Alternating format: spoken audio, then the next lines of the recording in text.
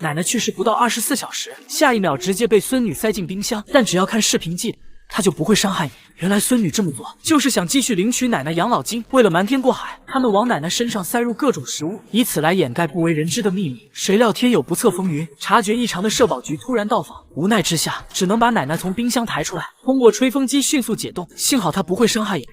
随后给奶奶戴上老花镜，伪装在斗地主。大壮想上前查看，却被翠花一把推上楼，硬拽到自己的闺房。为了转移大壮的注意力，翠花直接使出了美人计，激情之下忍不住假戏真做，两人彻底坠入了爱河。